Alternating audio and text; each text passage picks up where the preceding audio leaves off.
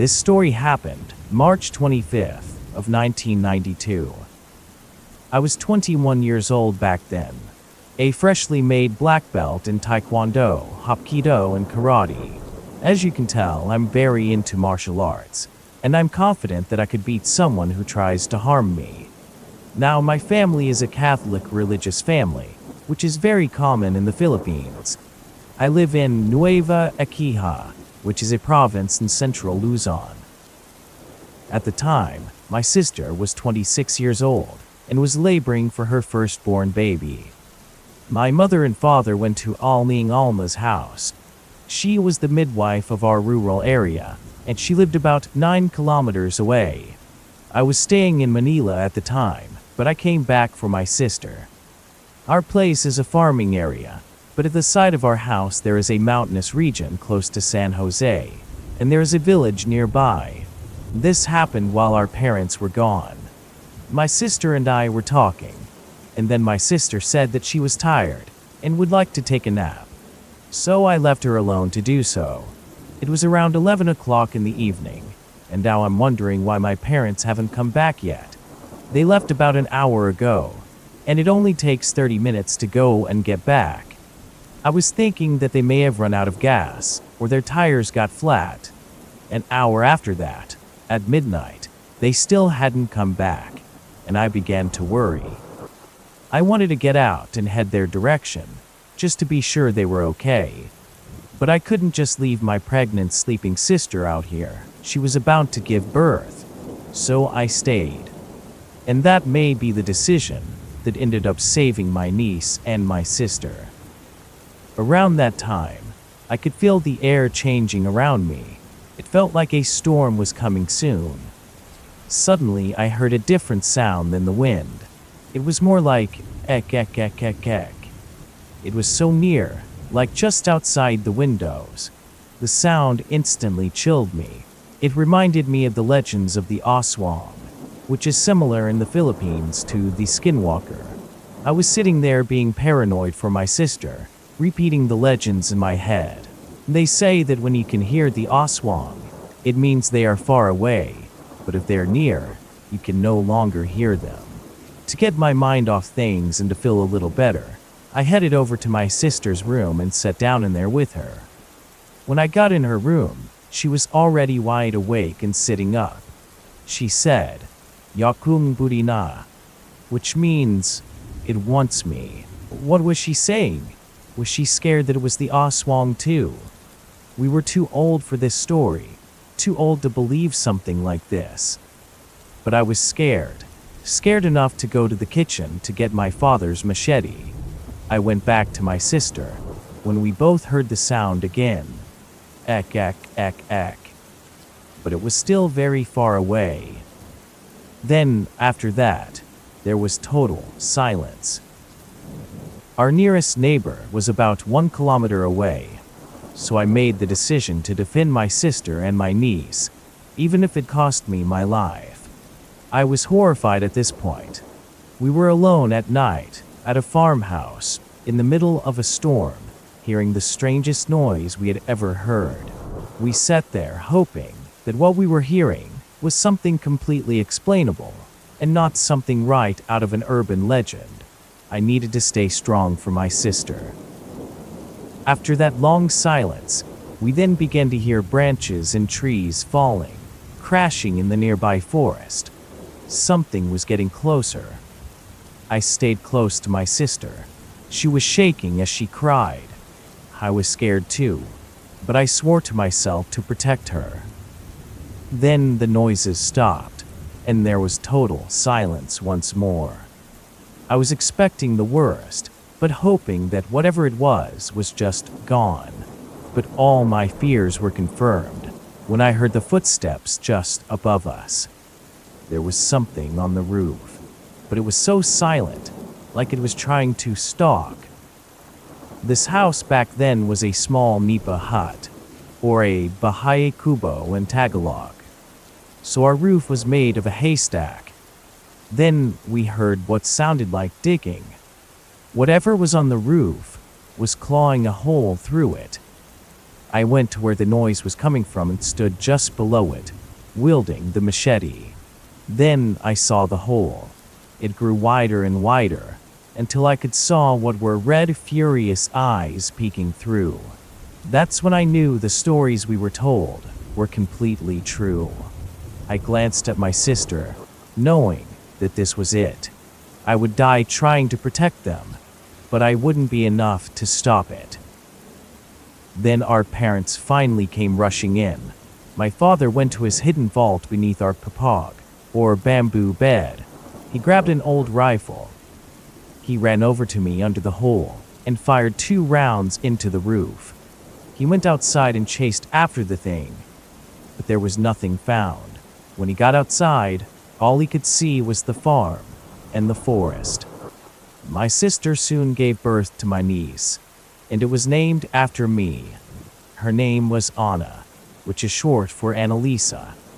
That day I realized something. I'm too afraid to face it, but my sister and my niece both gave me the courage to face that thing. I was ready to die for them, even though I hardly doubted that I could take on an aswang. The other day I'd gone back to Manila, and I saw a black crow and a black dog sitting together in the street, which was odd in and of itself, but I later learned from my mother that the aswang can take the shape of black animals. When she told me this, it sent chills down my spine. If I ever meet the aswang again, I will be ready to fight back.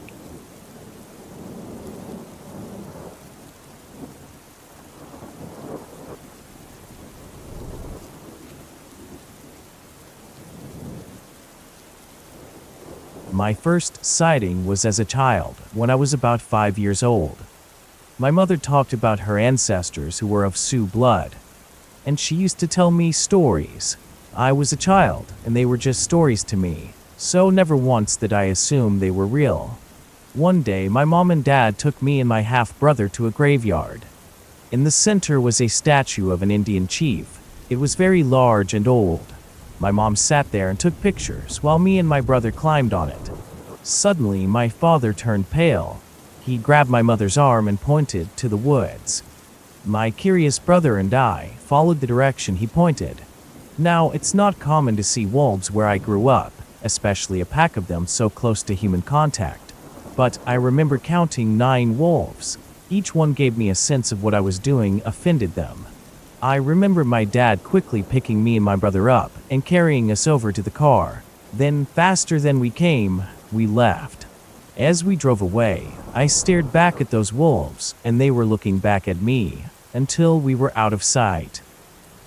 Several years later, I was 12, and I was always drawn to this portion of the woods about a half-mile from our home. I grew up in a small town, and I was beginning to read stories of old myths and legends of demons and shapeshifters and skinwalkers. I went on a hike through the woods one day, just doing what kids do, and I was enjoying myself.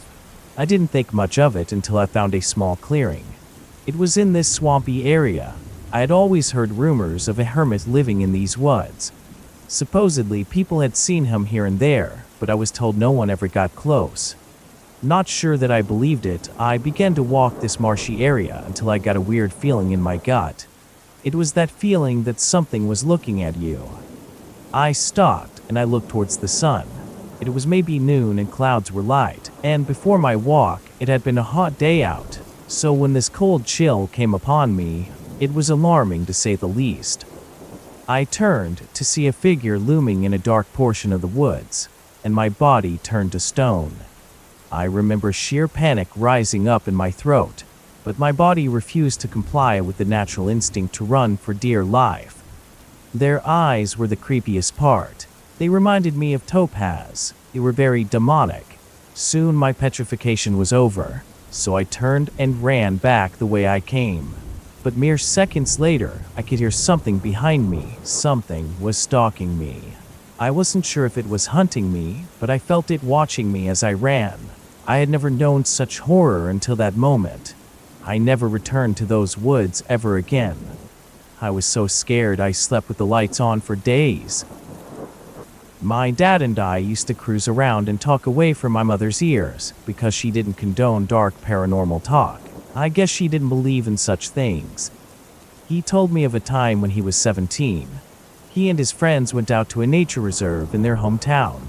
They were drinking beer and having fun. My dad said that he had told them that he could not drink much because he had to be the driver home. He told me that the moon was high and so it was bright. So the woods and the road were lit up. He said he was just cruising like we are now, and he didn't really want to be home right away. He was taking his time, when all of a sudden he saw this animal on the side of the road. It was very large and was hunched over eating some roadkill.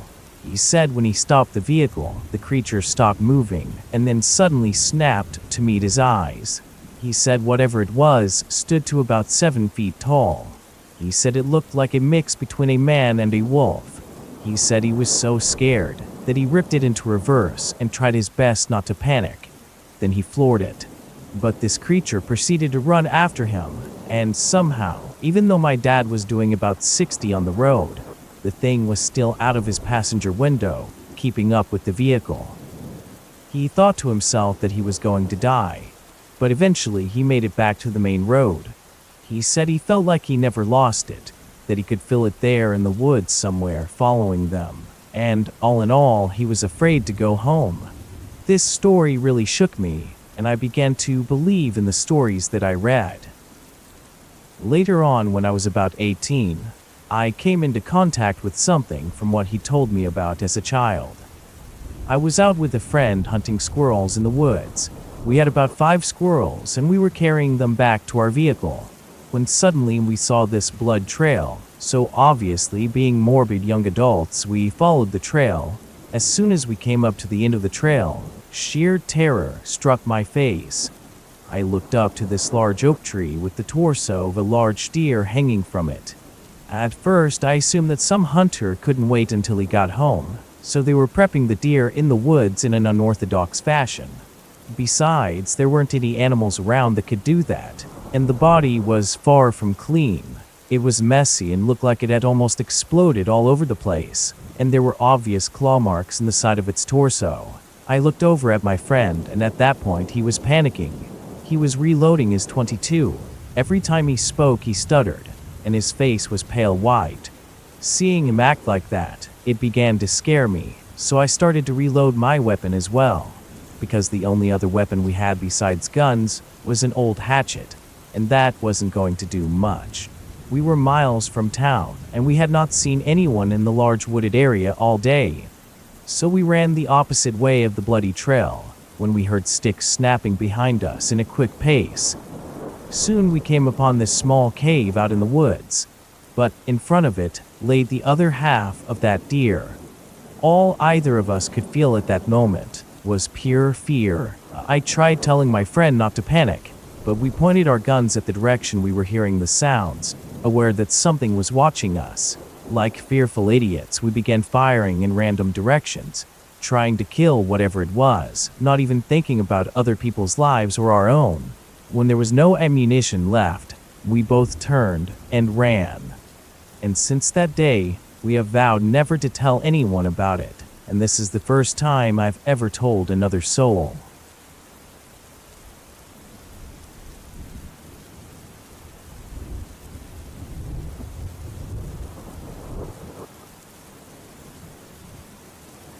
I'm 16, and I live in Pennsylvania, near the Appalachian Mountain Range. As a kid growing up, we would always go up to my uncle's cabin in the mountains.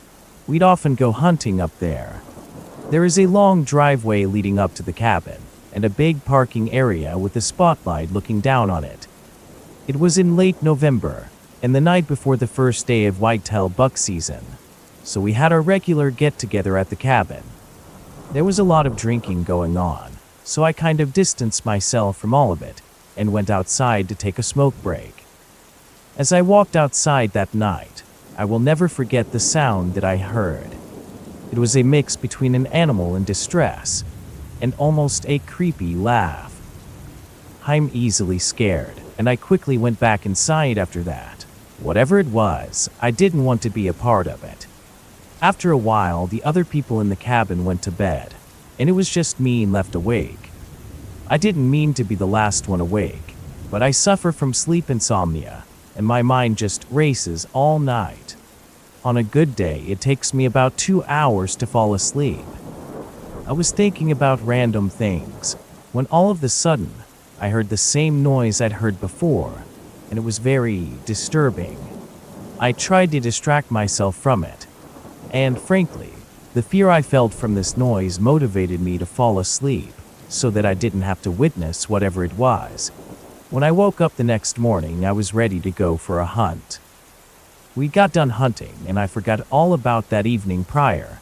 We all sat down and had some supper.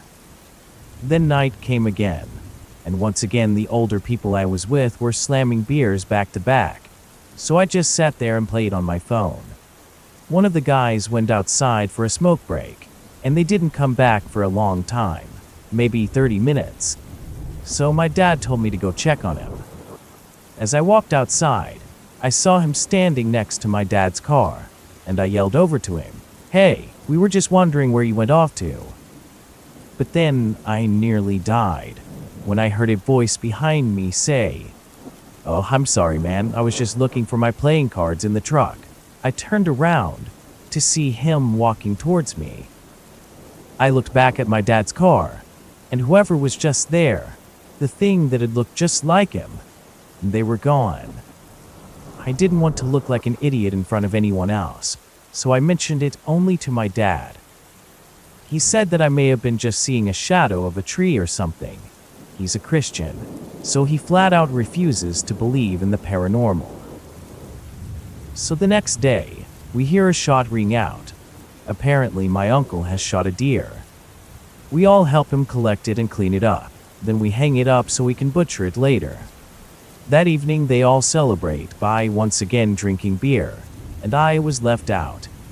It was around 4 p.m., and we were about to eat the deer my uncle had shot, when my uncle said something. He said, "That's funny. I could have sworn up at the chops over my grill to cook." But he shook it off, saying that a coyote must have grabbed him or something. So we ate our supper, and once again it was nighttime. We were all getting ready to go to bed. I couldn't sleep as usual, so I sat up and stayed on my phone for a while playing games. I forgot to mention that whenever my uncle shoots a deer, he throws all the guts and innards into a pit we called the feeding trough. There are a lot of coyotes in the area, and we figure it's a good way to give back to the wildlife. Anyway, I was laying up in bed when I heard that same noise again. It sounded far away, and I wasn't worried about going and taking a look outside to maybe try and put an image to this strange and creepy noise. Part of me wanted to get down to the bottom of this, so I looked out the front door, and there, I saw it. It was on all fours, eating some of the guts from the feeding trough.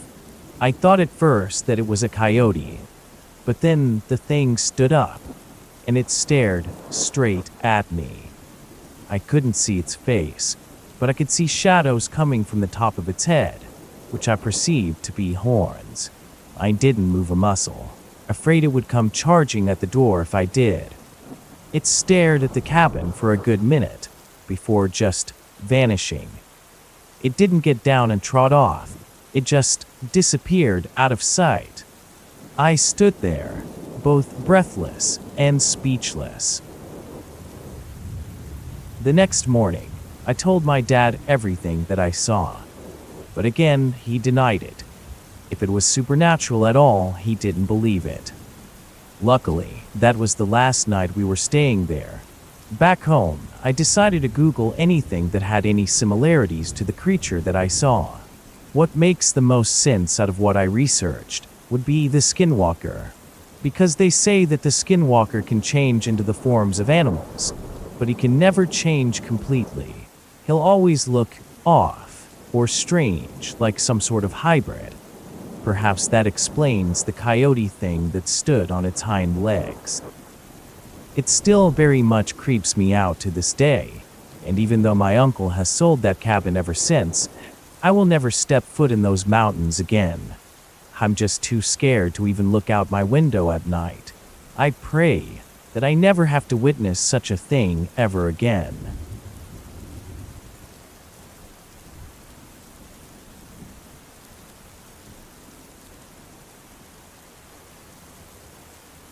This is an account of something that occurred 2 years ago now, something that cannot be logically explained to this day.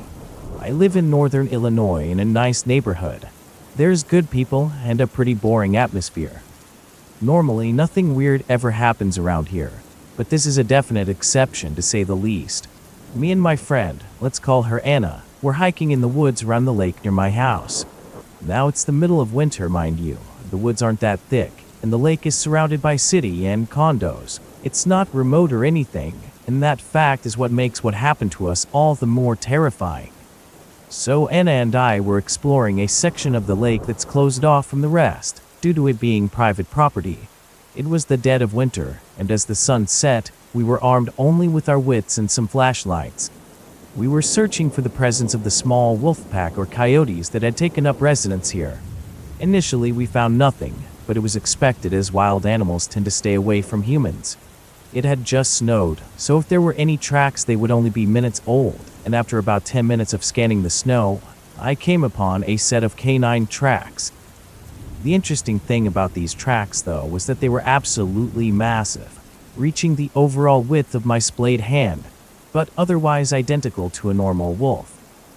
After seeing that, instead of hightailing it the hell out of there like any sane person, I decided to ignore the overwhelming feeling of dread. I called Anna over to me. As we both looked in awe at the tracks, I remembered that I had my phone with me, and so I began taking pictures of the prints in comparison of my hand.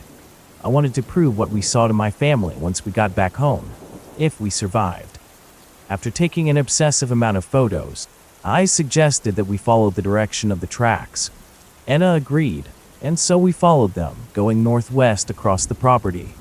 This section of woods is used as a private dump by the landowner, and the tracks were leading directly to the small, flimsy trailer used as its on-site office.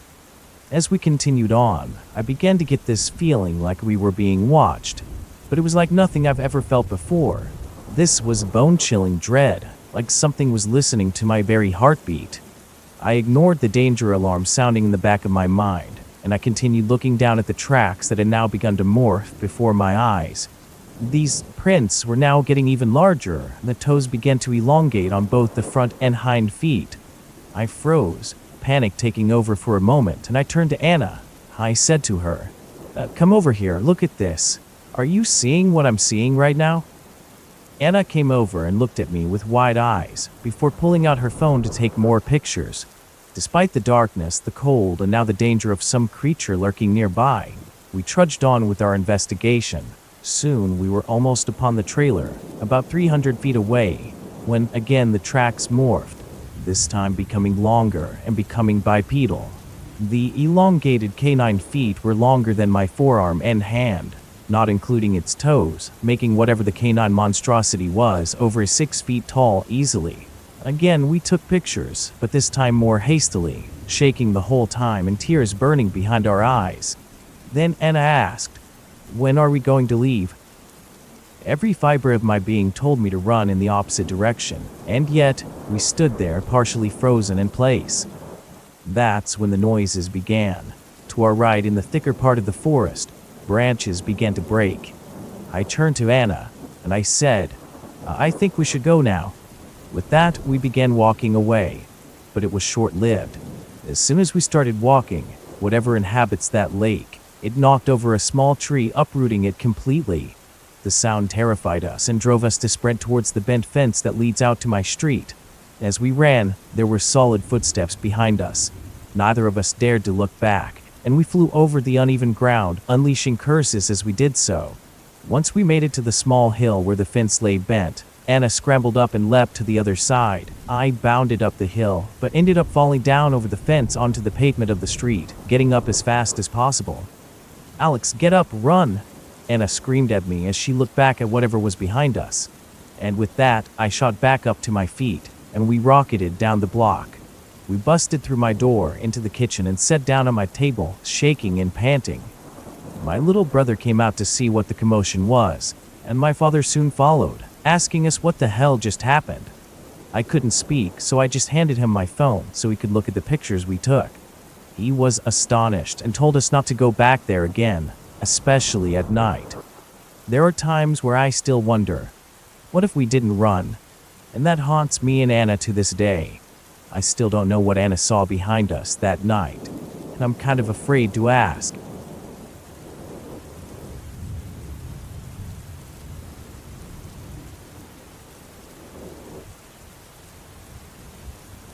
This happened early in November of last year. My friend and his parents decided to go up to the mountain for the weekend, and they invited me to go with them. So I agreed, and I went with them after school on Friday. It was about a 3-hour drive up the mountain to Kevin's dad's cabin. I'd never been there before, and I was honestly pretty excited. We pulled up to the cabin, and I was taken aback by the size of it. It had a large 2-door entrance with a huge glass window that stood above it. This cabin was basically a mansion. Anyway, Kevin and I went in, and we were looking for a room. We decided to pick one that was equipped with a large flat-screen TV and some comfy chairs. The room also had 2 queen-sized beds. It was hard to believe that this place was real, at least for me anyway. We got settled in the room, and we began to play some GTA. We played games and hung out for a while. When we got bored, we decided to go out and just walk around for a little bit, exploring the wilderness. Now, the cabin, of course, was completely surrounded by woods on all sides, and the last people we saw were miles away. So we were just walking around for a while, staying just where the light from the house still hit us. We were just out there messing around and telling jokes and stories. Soon we decided to go back into the cabin to grab some snacks and drinks and things like that. I grabbed a Pepsi and a Snickers. Then we headed back out to the woods to look around. I was waiting for Kevin while he was talking to his parents about something. So I got on my phone and checked the time, and of course out there I had no service. I turned on my flashlight, and immediately I saw a trail in front of me and decided to follow it. I got deeper into the woods, and it grew quieter and quieter the further I got. I think I was walking for about 15 minutes, when to my left, I heard something moving around. Something my size at the very least. I shone my light in its direction, and as I did, I saw a man standing there, in the weirdest position. Whoa, you scared me. What are you doing?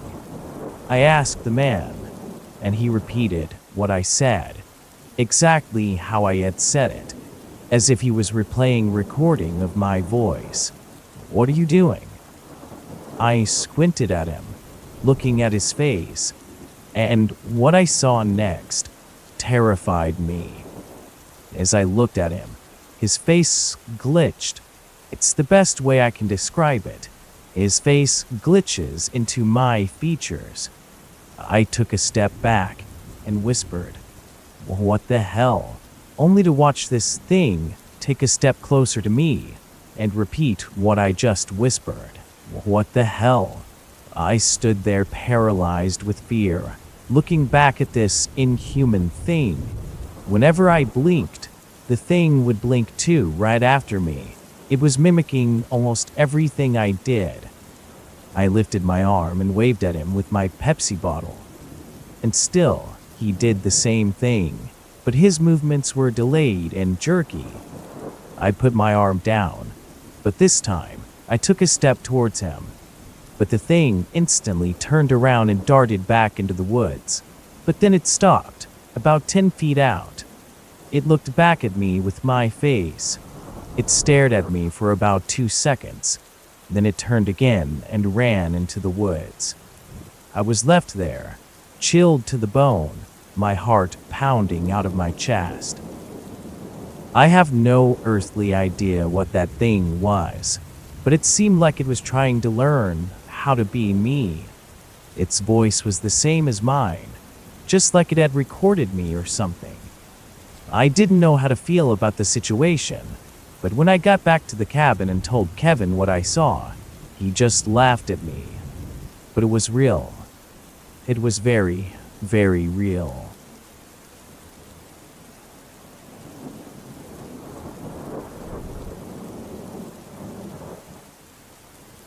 I'm Native American from the Navajo tribe, and this story took place when I was about 5 years old. I'm from Utah, and my grandma lives in New Mexico, so from time to time we would visit her and have cookouts and whatnot. To set up where this takes place, my grandma has 2 plots of land that she used to live between during different seasons. She had a home in the desert beneath a mountain, and another within the mountain that requires a truck to get to, and which happened to be a hogan from when my grandma was a child. This time of season she lived up in the mountain, which is between spring and summer. Up in the mountain is lush with foliage and a dark forest that would make daytime look ominous. My parents would run to town to help her run errands and buy supplies that she needed. This time they left around 4 in the afternoon and said they would be back very late. To give an idea of how far we were from the nearest city, Shiprock, if you're wondering, it would take around 2 hours to go down the mountain and drive to the city. We already expected them to be back late in the night. In my family, I'm the baby. I have my parents, my eldest sister, my older brother, and my other sister. And the team that went down to the city was my older brother and my other sister. The ones that wanted to stay up in the hogan were my eldest sister and my cousin and me. So that'll give you some idea of who was there and where we were. It's around 9 p.m. that night, and we're sitting in the hogan doing nothing because it's a moonless night outside, and it's pretty terrifying when you're 5 years old, and literally the only light is from a gas lantern. Suddenly, the dogs start barking at something. Soon this escalates to the sound of them fighting something, as if they were trying to defend themselves or fend something off. From the sound of the dogs fighting and whimpering, my sister is trying to see what's happening from the only window in the hogan. But of course she can't see anything, it's just that dark. My cousin and I are scared out of our minds, because this never happened before. The dogs may bark or growl, but they never sounded so freaked out. They were acting like their lives were in danger, and even scarier after all the fighting. There was complete silence. After a couple of seconds, we heard what sounded like rocks being thrown at our little hogan. We began to panic because something got rid of the dogs and is now coming after us. My cousin lives in this hogan with my grandma, and they knew that a revolver was hiding in her drawer with her clothes. He tells my sister to grab it and tells her how to load it and arm it. What we were planning to do was to run from the thing and flee to our relative that lives across this 200-yard field of dirt and knee-high grass in the moonless night. I just remember thinking how terrible of a plan that was, like it was some sort of situation right from a horror movie. I completely remember that feeling of sheer terror the moment we opened that door, only to be met by pitch blackness outside. My sister, armed with the revolver, followed up behind us, while my cousin with a bat led us. So we sprint outside, like a bunch of bats out of hell, and I'm trying to keep up and not lag behind, but it's hard. I don't remember running 200 yards so fast, but being a panicking 5-year-old kid, thinking he's about to be pounced on by some creature, probably helped me across the way. Thankfully, we arrive at my relative's house, and of course he's really mad that we're there so late, and he notices my sister with the gun. Long story short, she gets scolded for having the gun out and armed with kids around. He takes the gun and fires 3 times in the air and walks back to the hogan. He stays with us until my parents come back. That's the most I can remember, and I know a lot of other creepy stuff happened at my grandma's, but that was by far the scariest, because who wants to run through an open field with the feeling of something chasing you? The next day when we checked on the dogs, or what was left of them, we saw a very disgusting sight. Something had killed them. Whatever that thing was, it finished off the dogs and began to throw rocks at our hogan. I can only believe that it was trying to lure us out, which it successfully did, but I have no idea why it didn't attack us, because it literally had us in the palm of its hand.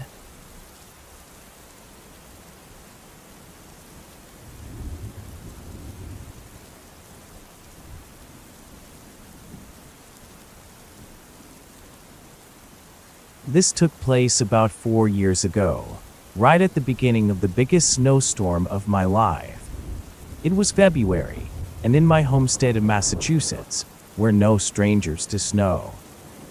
At this point, there was already a good foot of snow on the ground from previous storms. Right before the storm started, I figured I should dig up some of the snow outside, as some of it had collected in my chicken run. It was early morning, and as I was getting ready to go out, I noticed that the motion sensor light had gone off next to the chicken coop. I looked around the yard from my window, but I didn't see a thing. As I went to the door, my cat, Alfred, got in front of the door and was looking at me. He was strictly an indoor cat, so it wasn't like he was asking to go outside. I gently moved him aside with my foot, but he got right back in front of the door in my way. He was trying to say something. I just didn't know what at the time. He usually wasn't like this, so I thought it was very strange. I figured he wanted some attention, so I picked him up, setting him on a chair. I went outside onto my back deck. Now, my yard is narrow, maybe 30 feet of a strip of grass and garden that had been slowly taken over by the forest surrounding my house. At the end of my yard, there was a steep hill covered in trees. This led up to the rest of the forest. The chicken run was about 10 feet from the deck, so I went over and got to work, letting the chickens out for a bit and feeding them before starting to shovel. When I was about halfway done, one of my chickens, a Rhode Island Red named Red, started squawking. I've heard them squawk before. My 2 buff Orpington chickens always did this before they laid an egg, but this seemed more like an alarm, and I hadn't heard this type of noise from them, not since my dad's dogs once tried to attack them. It was a sound of panic. I was outside the run, dumping a bucket of snow into a pile. I looked up at the chickens. They were all along the back fence of the run. They were looking at something on the hill. I followed their gazes, looking up at the top of the hill, and what I saw gives me chills to this very day. There was a big black dog-like thing sitting at the top of the hill, staring down right at me. I froze in my tracks, looking right back at it.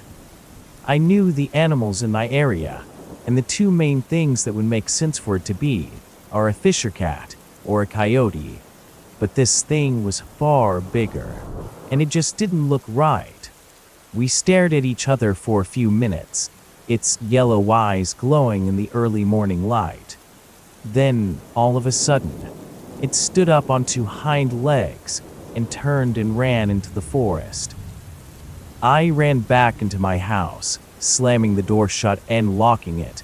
I still don't know what that thing was, but I'm reminded of it whenever the motion sensor light goes off, or when my neighbor's dogs start barking. What really disturbs me is the fact that when it stood up, its legs were human-like. I hope I never see that thing again.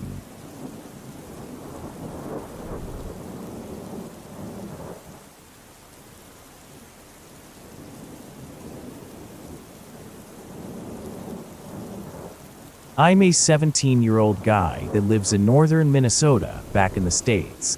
I consider myself muscular. I weigh around 200 pounds and I go to the gym every morning. I'm not too prideful to admit that I might be pretty cocky sometimes, but I'm not easily scared. Anyway, every summer, my friend and I drive up to Bishoe Lake in Alberta. We usually go fishing in our little boat, and that's what we were doing that day. We just got done fishing, and we were driving our fishing boat back to the cabin. My friend Zach stops the boat all of a sudden and starts clenching his ears. It's obvious, and I look over at him and ask, "Hey, you okay, man?" He responds with, "What on earth was that noise? Tell me you heard that." Confused, I answered, while looking around at the surrounding lake. "No, what did it sound like?" He looks around for about 10 seconds, then responds, "It was this super high-pitched howl. It sounded like it was right next to me, but now it's gone." So he starts the boat back up, and we drive back to the cabin undisturbed. A few hours later, we are playing the new Call of Duty together in the living room when something that sounded like a rock hit our window. We both jump up, and Zach yells, "What was that?" Then he goes to check it out. I'm sitting on the couch and I tell him, "It's probably just some bird, man, just finished the game with me." So he walks away from the window and just sits down, and we start playing again. By then it's about 3 p.m. in the afternoon, and we're still playing our game, when out of nowhere, we hear this god-awful high-pitched howl, and almost instantly, as goosebumps envelop my skin, I realize this must have been the sound he was talking about. The sound blares from just outside our cabin. Zach screams, "That was the noise!" as we both run to the window and look outside to find nothing. Then Zach, who is fed up with whatever this prankster is doing, grabs a kitchen knife and runs out the front door, yelling, "Whoever's out there, come here and show yourself, this isn't funny." I get up and run outside with him looking around. I wanted to be sure he didn't hurt someone in his anger. The next thing we saw is something I never thought I'd witness in my life, and I honestly can't believe I'm saying it now, because it sounds like I'm an escaped patient from a mental hospital. But I know what I saw, and it will forever haunt me. There's an elk standing at the forest's edge outside, and we watch in silence and in awe as the elk stands up on its hind legs, letting out that same horrific high-pitched howl, the exact noise we had just heard. Right away, we both make a beeline for the truck. It was parked in the driveway to our right, and Zach hops in the passenger seat. I jump into the driver's seat and dig around in my pocket for the keys. First things first, I lock all the doors. I finally find the keys and shove them into the ignition. I pound my foot on the gas, zipping down the driveway and turning down the dirt road to zoom away. Once we have the guts to, Zach and I both look back at the cabin and see that that thing is gone. Then we look at each other, speechless. To this day, I think what we saw was a skinwalker, a shaman or spirit that can take the form of animals, but not perfectly. I've heard the legends before, and I honestly never put an ounce of truth into them. But this experience, it's confirmed so much for me. But I'm still terrified, and I know I wasn't hallucinating, because Zach and I both saw it. To all of you listening or reading, just know, there are things out there, and it doesn't always have to make sense.